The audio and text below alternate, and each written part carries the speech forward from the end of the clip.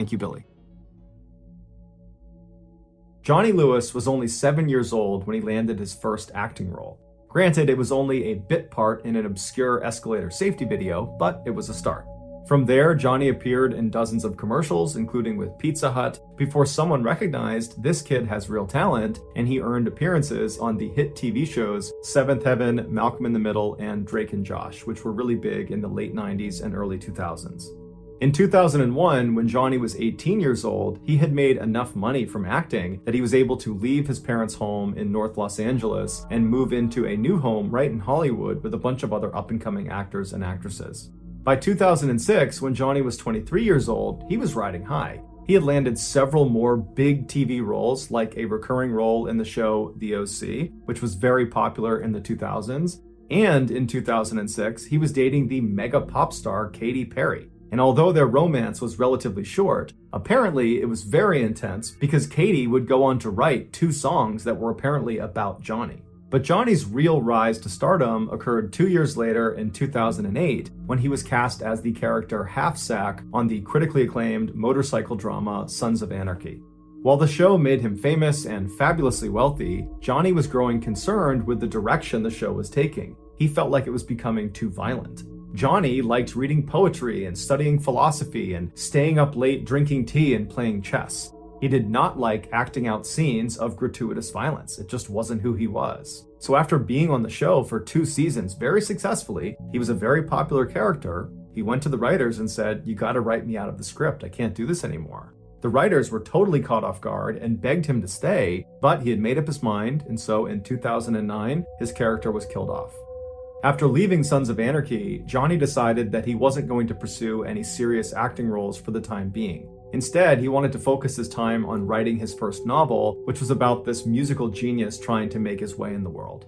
And so he started asking around to see if anybody he knew of a quiet place he could live and write out of. And his photographer said, "I think I know the place." It was called the Writer's Villa, and it was this beautiful house with 6 bedrooms for rent right outside of Hollywood. Over the years, it had become a sort of safe haven for up-and-coming actors and actresses still looking to land their big break. The reason it developed this reputation was because of the owner, Kathy Davis. She was this wonderful woman who really understood how difficult trying to break into Hollywood was for all these people that stayed at her house. And so she would look after them and make them food and offer them rides, and she would stay up late and listen to their frustrations and be a shoulder to cry on if they didn't get the part they wanted.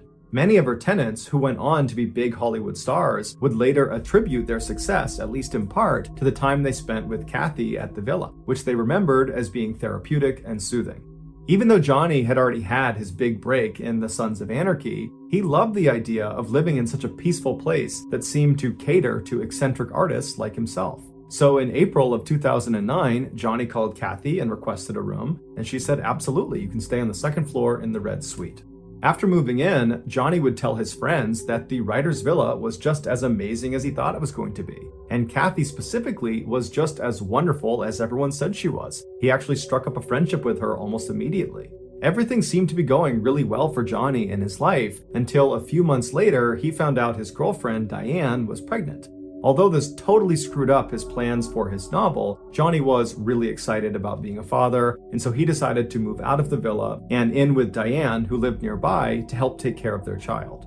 9 months later, on April 6, 2010, Diane gave birth to a healthy little girl named Culla May, and Johnny and Diane fell madly in love with her. But unfortunately, Johnny and Diane's love for each other faded quickly after becoming parents, and before long, Johnny had moved out and back in with his parents. Not long after that, Johnny and Diane became embroiled in this really vicious, long custody battle over Culla May, which ultimately Johnny lost, which was devastating for him. A few months later, in October of 2011, when Johnny was still living with his parents, he decided to take his motorcycle out and just go ride around and clear his head. And so he drove for about 2 hours to the west of LA out into the desert, where he lost control of his bike and he crashed. After getting to the hospital, his injuries were determined to be relatively minor, except they were concerned he might have a head injury. However, after testing negative for a concussion, he was said to be okay by doctors and he was sent home. But when he got home from the hospital, he was not okay. He was a totally different person. Johnny's father, Michael, immediately noticed the change in his son's behavior. He just started acting really weird and erratic, and his thoughts weren't always coherent, and he was really agitated all the time. It was just very obvious that something was off. And it made Michael wonder, perhaps my son did get a head injury from that motorcycle accident, and the doctors just missed it. And so Michael scheduled 2 separate MRIs for Johnny to go to, but for whatever reason, Johnny refused to go. Around this time, Johnny's friends began to notice his strange behavior when in December of that year, he was at an acting class and he began speaking in a vaguely British accent. And everybody in the class noticed it, and eventually someone said, hey, why are you doing that? And Johnny was like, what? And just kind of shrugged it off and acted like he wasn't doing that. A few weeks later, on the morning of January 3rd, 2012, Johnny was at his parents' house and he was sitting in the kitchen while his mom was making omelets, and Johnny just kind of abruptly says, I'm gonna go out for a walk. So he gets up, he's only got his pajamas on, no shoes on, he walks out the door, and as he's walking down the road, he gets maybe 10 or 15 feet away from his parents' house when he hears someone screaming, like they're screaming in distress, and he thinks it's coming from the apartment that was right next to his parents' house. And so he breaks into the apartment, but there's no one in the apartment, it's totally vacant. And so as he's in this apartment, wondering what's going on, the 2 men that owned the apartment, they came home and they see Johnny standing there, and they told him he had to leave immediately. And instead of leaving immediately, Johnny grabbed a nearby glass bottle and he charged at them and hit them both over the head with the bottle before they managed to restrain him and hold him down until the police showed up.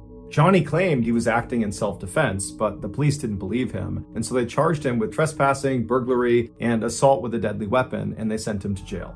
When Johnny's father was finally able to come to the jail and bail his son out, it had been 8 days, and in those 8 days, Johnny had been moved from general population to a psych ward because he was banging his head against the inside of his cell, and at one point he had tried to jump off of a balcony, and he was just generally acting unhinged. And so when he was discharged, on his paperwork, a doctor at the jail had commented that he thought Johnny at one point must have had some sort of head injury that had made him act this way, and he was definitely suicidal. When Johnny got back to his parents' house, he was an absolute wreck. Physically, he had 2 black eyes and his face was all puffed up from the confrontation he had with those 2 men in the apartment. And emotionally, he was so distraught that he wouldn't let anyone in his family come near him. He just holed up in his room and just told everyone to stay away. He also became extremely sensitive to light, to the point where he was turning off all the lights in his parents' home, and then when they would eventually just turn them back on again, he would get agitated and turn them all off, and then finally he just disabled his parents' fuse box. But despite Johnny's obvious issues after coming home from jail, over the next few weeks, he did actually seem to be improving, to the point where at the end of January, so about a month after he came home from jail, his parents allowed him to move out and go live on his own in Santa Monica, California, about 30 minutes away. But as soon as he was living on his own, his trouble started again. On February 10th, so about a week after moving into this place in Santa Monica, he was arrested for punching some random stranger in the head outside of a yogurt shop. But he was ultimately released on $20,000 bail. A couple of days later, Johnny, fully clothed, just walked into the ocean, and when he was pulled out, he had to be brought to the hospital to be treated for hypothermia. A couple of days after getting out of the hospital, he was arrested again, this time for trying to break into a woman's apartment in Santa Monica. He claimed he thought it was his friend's apartment, but nobody believed him, so he was brought to jail and then released on bail again. After this second arrest in Santa Monica, Johnny's parents finally convinced him to go see a doctor about this potential head injury they thought he got from that 2011 motorcycle crash. Even though that jailhouse doc had suggested Johnny had a head injury, he had not officially diagnosed him. So Johnny needed another doctor to officially diagnose his head injury so they could begin to treat it. But the doctor Johnny wound up seeing did not suspect a head injury. Instead, he suspected schizophrenia or bipolar, which are 2 very serious mental disorders. And so he prescribed some medication to Johnny that would treat both of those disorders, and Johnny was on his way. Johnny refused to take the medication and refused to go see another doctor, and so his condition just continued to get worse. Johnny was still facing serious jail time for the break-in and assault against those 2 men in the apartment next to his parents' home, and so Johnny's lawyer was trying to get a deal done where Johnny would go to a mental health treatment facility for a year instead of going to jail for a year. But Johnny was so confident these charges would just get dropped and he'd be allowed to go back to his life and live the way he wanted to, that he fired his lawyer and he represented himself in court. But the charges were not dropped and he was sentenced to 1 year in prison. However, the jail he was sent to was so overcrowded, they reduced his sentence all the way down to only 6 weeks. When Johnny's father finally came to pick him up from prison on Friday, September 21st, 2012, Johnny was at an all-time low. Even though he had only been in jail for 6 weeks instead of the year he was supposed to be there, it was clear that amount of time had done an enormous amount of damage to him. And so on the car ride home from prison, Johnny just kind of sheepishly asks his father, hey dad, would it be possible if you called Kathy Davis at the writer's villa and just see if there's any way I can move back in? And Michael's thinking to himself, I hadn't thought of that, but the writer's villa was the last place Johnny was when his life was still in order. It was probably the last place he was happy, and so he probably has attached a lot of fond memories to that place, and so that's a great place for him to go. And so as soon as they got home, Michael called Kathy Davis and explained the situation and said, is there any way he can stay there? And she said, absolutely, the red suite is still available. I'll go up and make the bed right now. I can't wait to see him.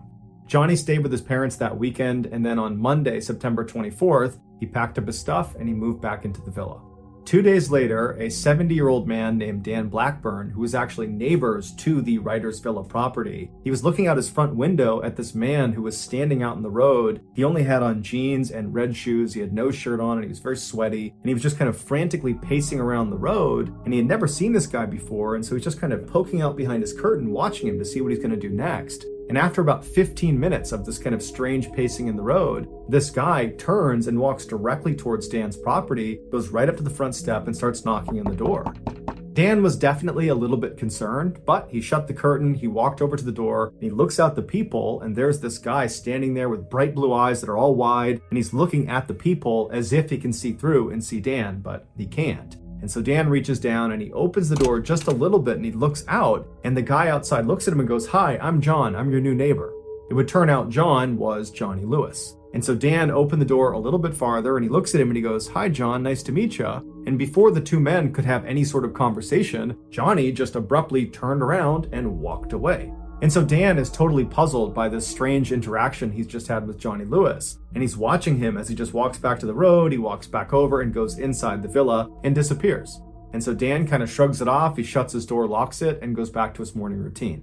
About 30 minutes later, Dan is doing his own thing in his house when he hears his wife outside screaming for him to come outside. And so Dan runs out the front door, he goes into his driveway, which is between his property and the writer's villa, and he sees his wife is standing on the driveway, horrified, pointing up towards the back of their house. And he looks down, and back near their back deck, Johnny Lewis, is standing on top of the guy that Dan and his wife had hired that day to paint their back deck. Johnny is just raining blows down on this guy. He's got a piece of wood too that he's hitting him with, and the worker is sitting there trying to shield himself. There's blood all over him, and Dan instinctively just runs over to Johnny. Johnny's not seen Dan at this point. Dan gets right up to him and he grabs him by the shoulder and he tries pulling Johnny off. He's screaming at Johnny to stop, but Johnny just seems totally unfazed. He's just destroying this worker. And so finally, after Dan yanks on Johnny hard enough, Johnny jumps up, turns around, and levels Dan square in the face. Dan falls to the ground, and when he looks up, Johnny is just standing over him, looking at him with no expression on his face. It's like he didn't know what he was going to do with Dan next. So he just stood there and stared at him. But Dan wasn't going to waste any time. He jumped up and he clocked Johnny square in the side of the head, but it had no effect on Johnny. He still just stared at Dan, completely expressionless. And so Dan grabbed a nearby lawn chair and practically broke it over the head of Johnny, but again, it had no effect on Johnny. He just stood there completely expressionless, staring at Dan. And so at this point, Dan just grabs the worker who can barely stand and he runs back down the driveway. He grabs his wife and they run towards the house to go inside. And the three of them manage to get inside the house. And as they're shutting the big heavy door, Johnny comes bounding up and he gets right in front and he jams his arm in the space between the door and the wall. So they can't close the door because it's getting stuck on his arm. And so all three of the adults inside, Dan, his wife, and the painter, are putting all of their weight on this huge wooden door onto Johnny's arm, and Johnny is just trying to grab them the whole time. And so finally, the three of them start raising the door and slamming it as hard as they can on Johnny's arm. And finally, after several hard blows to his arm, Johnny retracted his arm, and they were able to shut the door and lock it. And so at this point, Dan's wife and the painter ran around the house, closing every window, locking every door. Meanwhile, Dan went to the side window that looked out towards the writer's villa property, and he got his phone out and he called 911 as he's looking out the door looking for Johnny. And so after he tells 911 what's going on and he hangs up, Johnny suddenly just appears running down his driveway as if he's running back towards the back deck. but he stops almost right in front of Dan's window. He turns and he starts running towards the villa property. He jumps over a fence that's at least waist height, just jumps clear over it, and then he gets to this huge wooden fence that surrounded the entire villa property that was at least, 8, 9, 10 feet, and he very easily just jumps, grabs the top, and catapults himself right over the top, and then disappeared inside of the villa. Within minutes, the police showed up and they went inside the villa and they could not believe what they found. Based on the evidence, this is what investigators believe happened. After Johnny, for the first time, walked up to Dan's property and awkwardly knocked on the door and said, "Hi, I'm John, I'm your new neighbor." After that, he turned around and Dan watched him as he left his property and made his way back and went inside the villa. Once Johnny got inside the villa, he made his way up to the second floor and he went into Kathy Davis's room where she was sitting. Now, Kathy most likely turned and saw Johnny standing in the doorway. He's got no shirt on, he's sweating, he looks totally crazed. She probably was not scared. Instead, her motherly instincts kicked in and she probably said, "Hey, are you okay? Can I help you? What's going on?" And as she probably stood up and made her way over to make sure he was okay, Johnny, for reasons no one understands, proceeded to beat and kick and strangle her. And then when she fell to the ground and was totally helpless, Johnny proceeded to either stomp on her skull repeatedly, or he hit her over the head repeatedly with a rusty hammer that was later found in his bedroom. But no matter how Johnny did it, he managed to severely fracture her skull, and that's what ultimately killed her. After killing Kathy, Johnny tracked down her beloved cat and killed the cat the same way. Afterwards, Johnny ran out of the villa, and that's when he spotted Dan's house painter just sitting outside, and he walked over to him and just began beating him. And just like the attack on Kathy and her cat, this attack on this house painter appeared to have no motive as well. After Dan came outside and managed to fight Johnny off, and then when Dan went back inside the house with his wife and with the painter, Johnny stood outside for a few minutes before running down Dan's driveway and then hopping over those two fences right in front of Dan, and then Johnny disappeared inside of the villa. Once Johnny was in the villa, it's believed he climbed up to the upper patio or onto the roof of the villa itself, and from there he either jumped or fell to his death on the driveway below.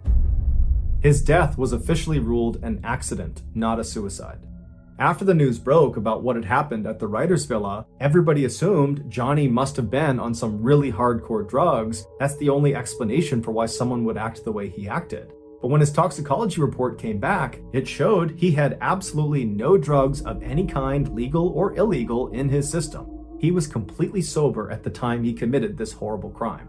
Some believe Johnny really did have some undiagnosed head injury from that motorcycle accident, and this head injury is responsible for his violent outbursts. Others disagree and say the head injury had nothing to do with it. Johnny clearly had some undiagnosed mental disorder. Maybe it was schizophrenia, maybe he was bipolar, maybe it was something else, but it was this mental disorder that led to these violent outbursts. But to this day, no one knows for sure why Johnny did what he did.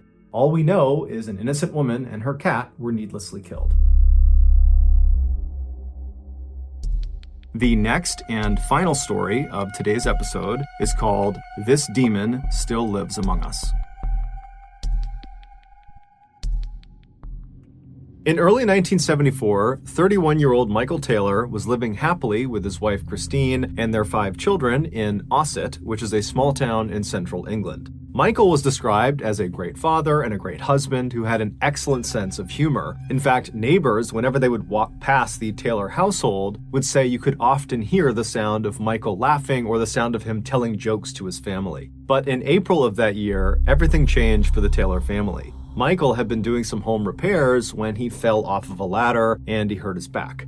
The injury itself was fairly minor, but it resulted in chronic pain, and this chronic pain quickly changed how Michael behaved. Michael went from being this cheerful, funny, happy guy to being sad and depressed, and he was so irritable that his family could barely be around him because he would lash out at them.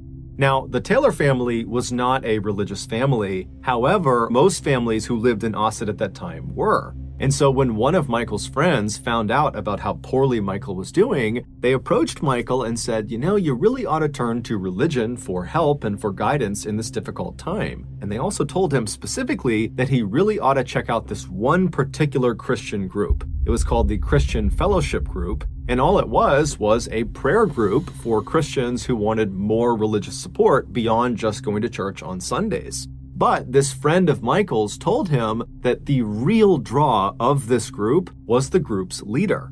Her name was Marie Robinson, and she was this 21-year-old, extremely friendly and energetic and charismatic person who just had this incredible way of making all of her members really feel like they belonged. And so Michael's friend was telling him that he really thought Marie could be the difference maker for him, that she could help him get back to normal. And so Michael, he trusted this friend, and he really didn't have much to lose at this point. He was already at rock bottom, and so he agrees to go check this group out. So on September 12th of that year, Michael makes his way to the church where this fellowship group is held. He goes inside and he makes his way to one of the back rooms in the church. And when he goes inside, he sees there's a ring of people sitting in a circle, about 20 people. And as soon as they see Michael coming in the room, they all stand up and they open their arms up and they say, "Come on, come sit down with us. Welcome to the group." And then the woman who had to be Marie, she stands up and she looks at Michael, huge smile on her face, and she encourages him to come over and sit right next to me. "Welcome, we'd love to have you join our group." And so Michael, for the first time in ages, is smiling as he strides across the room and sits down right next to Marie. And then as Marie began to lead the group in prayer, Michael did not feel his chronic pain. He just felt happy again. But when the meeting was over and Michael went back home again, the pain and depression came flooding back. It was like the only place he could be happy was inside of the church at this fellowship group. And so over the next couple of weeks, Michael completely prioritized this group. He went to all of their meetings, and over the course of these couple of weeks, Michael became very close with Marie, and apparently Marie became very close with Michael, to the point where the two of them would stay after the meetings were over, and just those two would sequester themselves in quiet prayer. No one knew what they did in there, but it just seemed like they were developing a real relationship. And in fact, many people in this group suspected they were having an affair. And before long, the rumors in the church had spread outside and were all over Ossett. And then before long, Christine, Michael's wife, was hearing from a friend or a neighbor that apparently Michael was having an affair with Marie.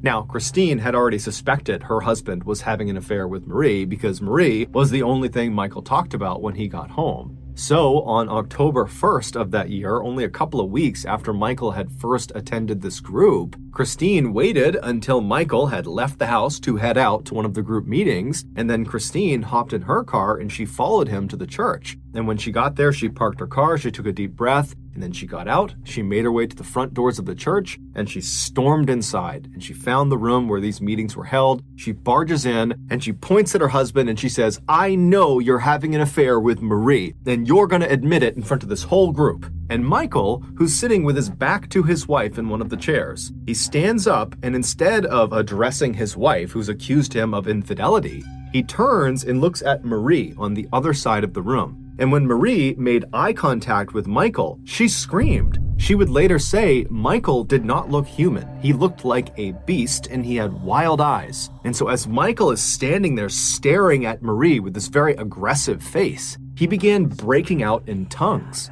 Speaking in tongues is where the speaker will be saying or uttering words or sounds that sound like language, but the speaker doesn't know what they mean. The idea is some entity has come inside of their body, and this entity is dictating their speech. And so Michael is broken out in tongues. He's barking these words and sounds at Marie, and everyone inside of the room has no idea what to make of this. Everything has happened so suddenly, and it's so surprising. You have the wife suddenly coming in and aggressively accusing her husband of cheating, and Michael is not responding to it, and he's acting totally crazy. And then before anyone can do anything, Michael goes from just barking in strange languages at Marie to suddenly rushing across the room as if he's going to attack her. And when he does that, the rest of the members jump on top of him and hold him down, and despite there being like 10 or 15 people holding him down, Michael is still trying to get up and he's screaming and snarling and yelling at Marie, and then Marie suddenly breaks out into tongues too, and it's only then that Michael stops trying to force himself up out of this pig pile that's on top of him, and instead he just continues to speak in tongues to her. And so the two of them are looking at each other speaking in tongues, and the rest of the group is just totally dumbfounded, and so they just begin praying. And then after about an hour, Michael just collapses. It's like he went unconscious. And at that point, everybody in the room just goes silent and they look at Michael. And then Michael kind of opens his eyes and it's almost like he's waking up and he begins looking around frantically, trying to figure out what had just happened. Michael would claim he had no memory of what had just happened to him. And so at this point, Marie would tell him and Christine that she believed Michael was possessed by a demonic force, and the only thing they could do at this point would be to perform an exorcism. An exorcism is an expulsion or attempted expulsion of a supposedly evil spirit inside of a person or a place. Michael and Christine were at a loss. They had no idea what to do in this situation. They were both kind of in shock for very different reasons. And so they just kind of deferred to Marie's judgment and said, yeah, I think an exorcism is the way to go. So Christine and Michael just leave the church and go home, and then the next morning, Marie would get in touch with the Anglican Church of England and would request an exorcism. And after hearing about what was going on with Michael, the Anglican Church would say, yeah, that does sound like he needs an exorcism. And so the following day, they would send out two of their best exorcists named Peter and Raymond. And so Peter and Raymond, they get to Ossett, they go to Michael's house, and they observe him. And very quickly, they determine that it does seem like Michael is possessed by at least one demonic force. And so they tell Michael, the only thing we can do here is perform this exorcism, but we need you to agree to it. And so Michael says, okay, yeah, I agree to this exorcism, and so would his wife, because she at this point is just completely unsure what to do. She's just going along for the ride. So a day later, on October 4th at 10 p.m., Michael, his wife, and the rest of the members of this fellowship group, along with Peter and Raymond, they would all meet at this other church in a neighboring town. And as soon as Michael had been positioned in the middle of this group in this chair, Peter and Raymond began the ritual by praying. And as soon as they did, Michael began screaming out in tongues, and he began writhing around, and he fell to the ground, and he began contorting his body in grotesque positions, as if the words Peter and Raymond were saying were physically harming Michael. And so after 8 hours of this, during which they had to actually tie Michael down to prevent him from hurting other members or hurting himself, after 8 hours, they finally just came to a stop. Peter and Raymond were exhausted. It looked very much like Michael too was exhausted. And as soon as they stopped the ritual, Michael just kind of collapsed on the ground as if he had fallen unconscious. And then at some point he kind of wakes up and he's looking around wildly. He's still tied down to the ground and he's acting like he has no idea what's just happened. And at this point, Peter and Raymond, they tell him that, the exorcism was mostly successful. We identified 40 demons inside of you, and this exorcism was able to expel 37 of them. So that means there's still 3 demons inside of you.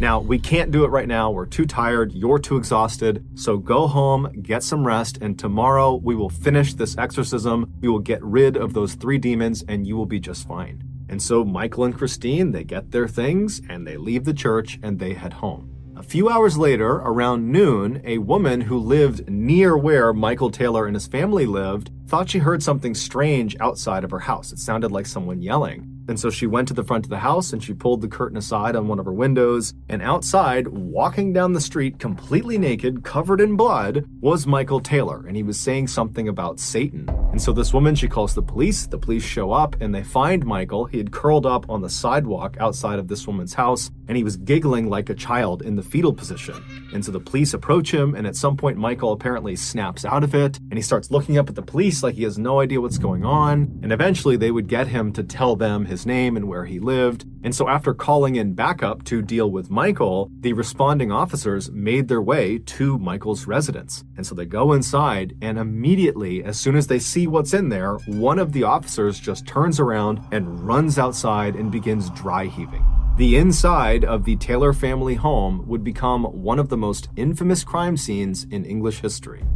A few hours earlier, when Michael and his wife had come home from the exorcism, they had gone inside, and then Michael had fallen into one of his trances and began beating his wife. And then at some point, she fell to the ground and either was dead or was in the process of dying, at which point Michael jumped on top of her, and using only his hands, he ripped her face off and flung it across the room. And then as she's laying there bleeding to death, he began rubbing her blood all over his body. And then after she had finally died, he tracked down the family dog and killed the dog as well. Fortunately, their 5 children were not home at the time of this attack, and so they were unharmed.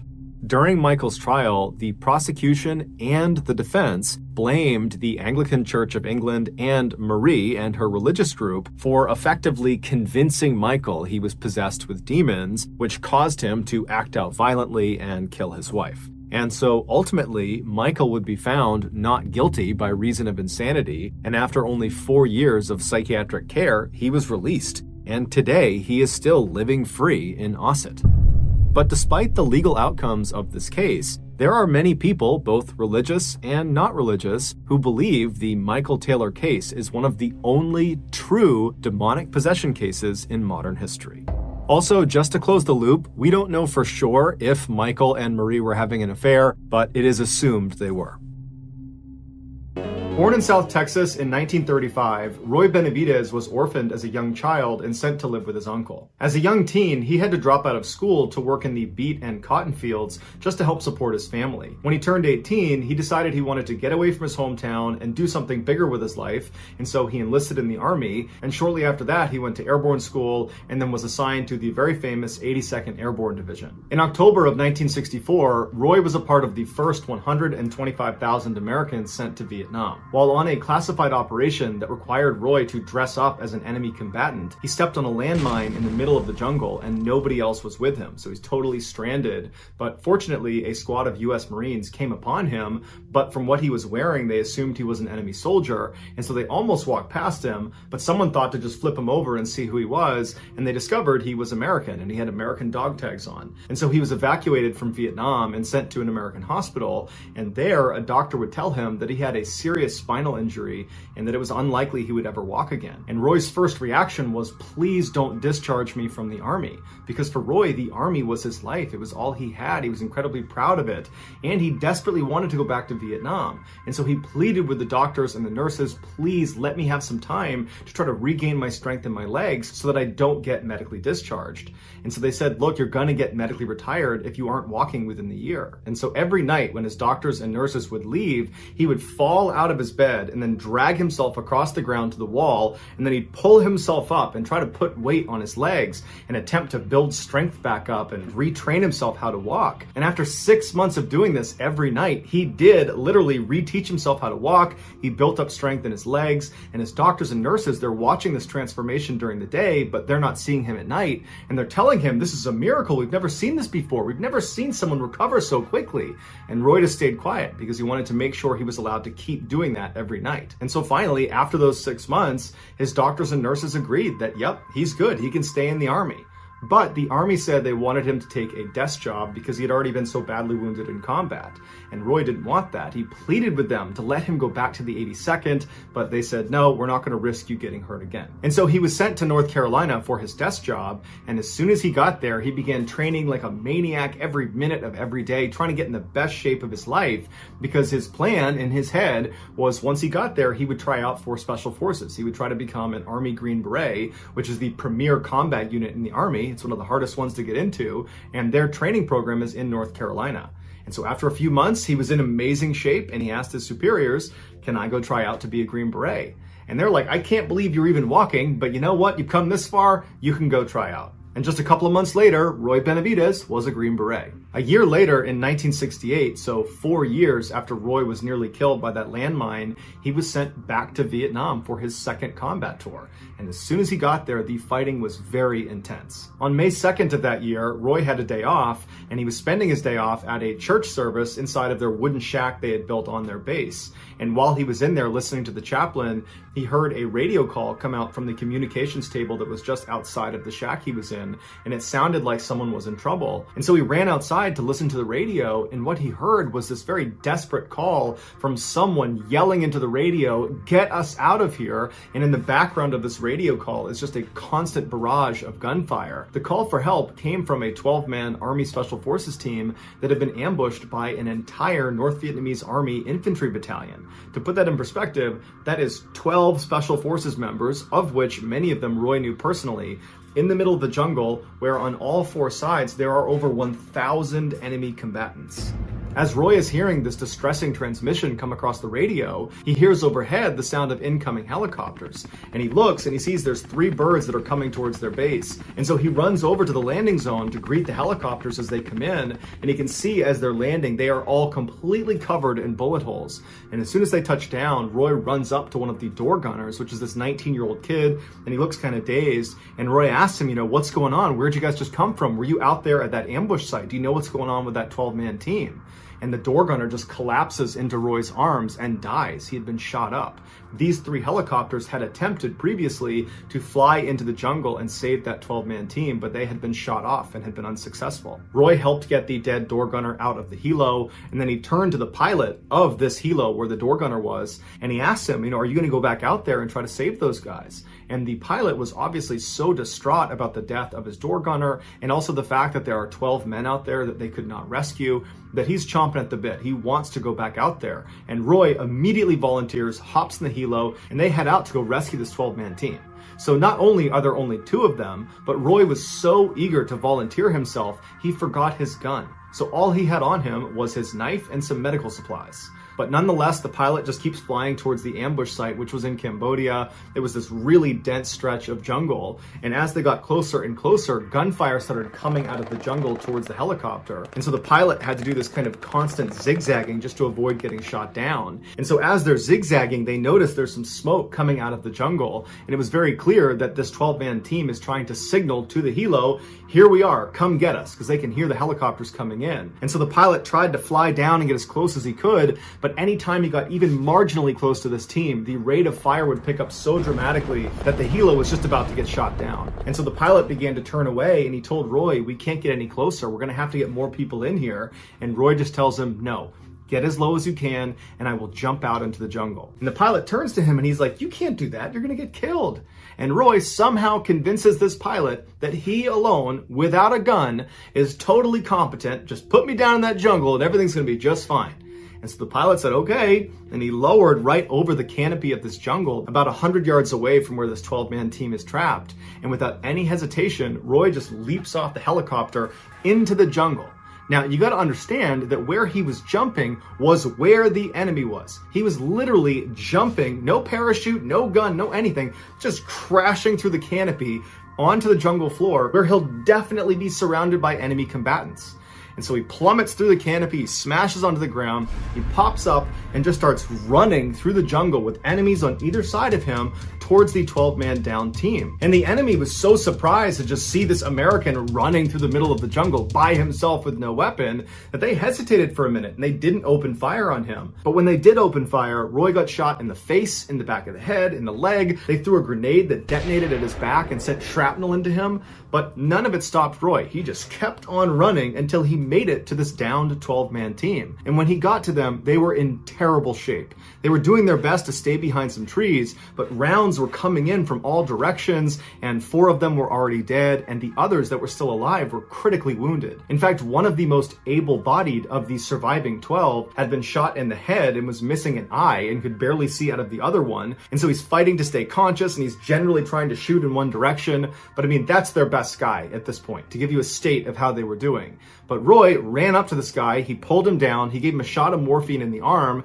and he repositioned him because he couldn't really see, and told him where to shoot his gun. And then under a constant hail of bullets, Roy low-crawled to each of the other living team members and gave them morphine shots, and then began dragging each and every one of them away from the ambush site to this other area where there was better cover, and there was a nearby clearing that he believed a helicopter could land in if the pilot was really daring. On one of Roy's last trips back to the ambush site to get the last few surviving members, he saw 2 other men that were part of this team that had been totally cut off from the main group. And when Roy had jumped into the jungle and ran in, all his adrenaline had kicked up and he just hadn't done a head count. And so he didn't realize there were 2 other people over there. And so without any hesitation, he grabbed a gun off of one of the dead enemy soldiers and just began running towards this down 2-man team. And as he's running, he's shooting wildly in every direction, trying his best to suppress enemy fire, but it's really doing nothing. He's just dodging bullets as he's running. And right as he got close to the 2-man team, a bullet went flying through his thigh, just clean through his thigh,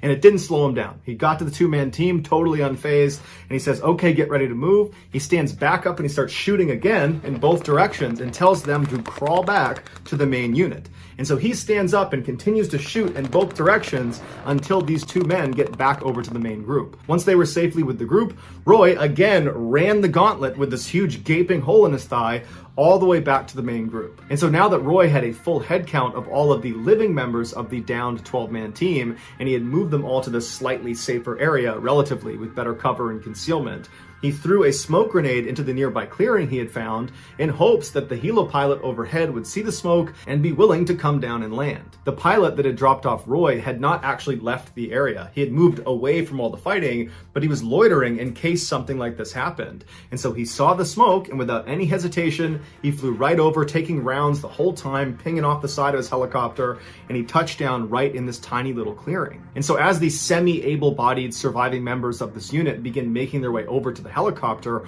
Roy began running around a little ways off from the helicopter, picking up rifles off of the dead enemy and shooting back at the enemy, dropping that gun, running over, picking up another one, engaging the enemy over and over again, doing everything he can to try to protect the extract of his men behind him. And once Roy turned around and saw most of the men had made it onto the helicopter, Roy believed it was his chance now to run out and try to collect some of their dead teammates. And so Roy just takes off into the jungle, right into enemy fire. He's got two guns in his hands, and he's running. He's trying to engage the enemy as he's going, and then he comes across the first of his dead teammates, and it happens to be one of his very best friends, a man named Leroy Wright. And so he grabs Leroy and begins trying to haul him back towards the chopper, and as he's moving, Roy gets shot again, this time through his stomach.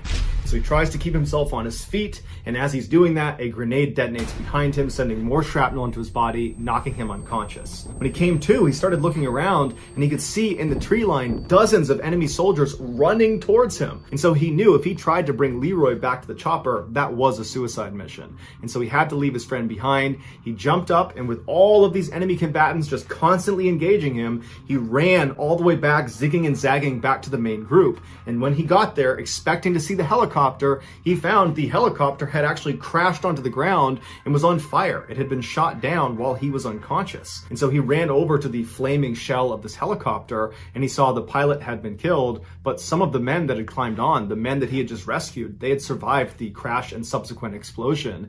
And so Roy just leaps into the burning vehicle and starts throwing these survivors out. But then he leapt back out, he picked up a gun, continued to engage the enemy, and then began picking up these wounded men and dragging them even farther away to another area that was safely away from this crash site, because he knew if he didn't get all these people away from the crash site, pretty soon mortars are going to come raining down on this area, because their enemy is going to want to kill any of the people that are going to try to rescue the people that were on the helicopter. And so Roy finally gets all of the survivors over to this new area, and he's looking around, and he can see there are still hundreds of enemy fighters that are not that far away from them, just constantly engaging them. And Roy's doing his best to grab guns off the ground and shoot the enemy, but there's just too many of them. And he's looking around at his team, and everybody's on the brink of death. And so is Roy. He's just functioning on adrenaline at this point, and he thinks to himself, the only way we can get out of this is if we call in what's called a danger close airstrike. So what you need to understand about how airstrikes work in a combat zone is there's someone called a controller that is on the ground directing the aircraft overhead.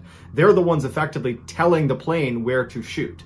And so a danger close airstrike is when the controller tells the aircraft overhead, I want you to drop a bomb right here, giving them the grid coordinates, but where they're telling them to drop is basically in the same position where the controller is. And you'd only do it if you're being overrun.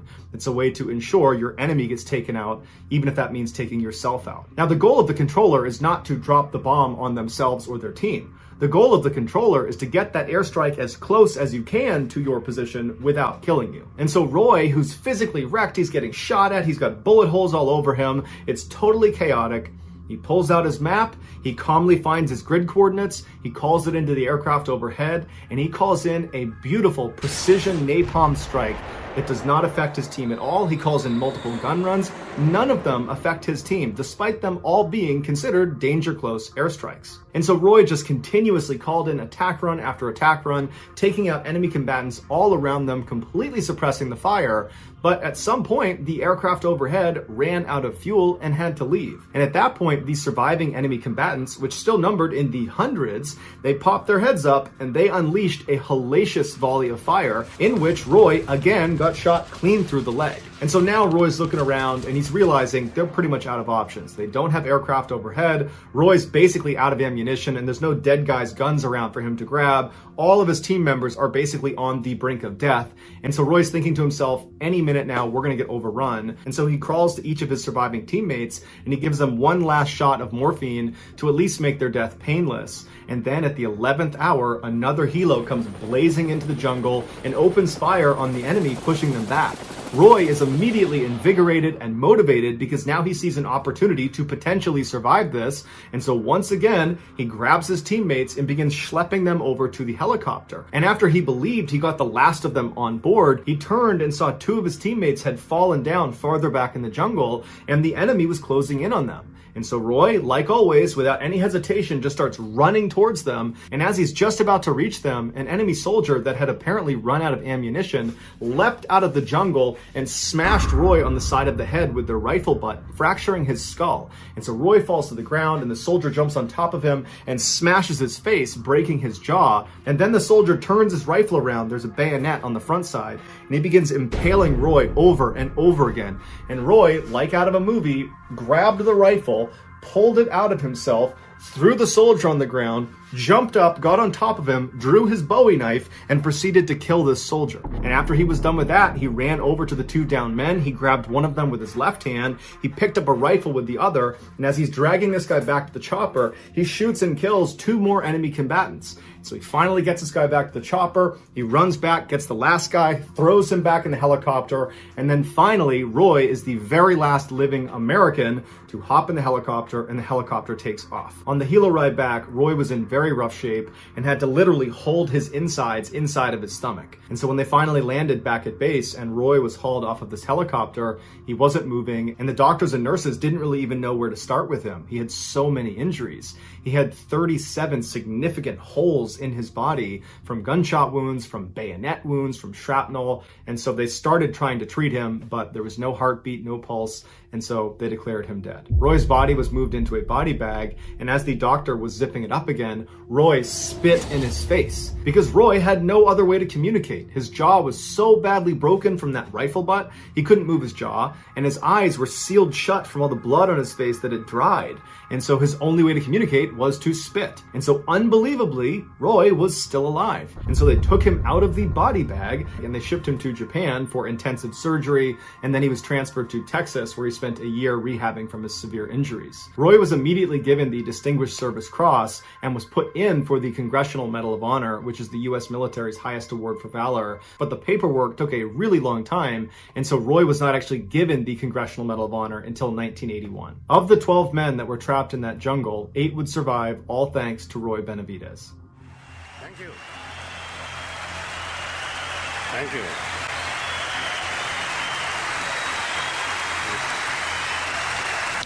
A lot of people call me a hero. I appreciate the title. But the real heroes are the ones that gave their life for this country. Roy passed away in 1998 as a result of complications from diabetes. He was 63 years old.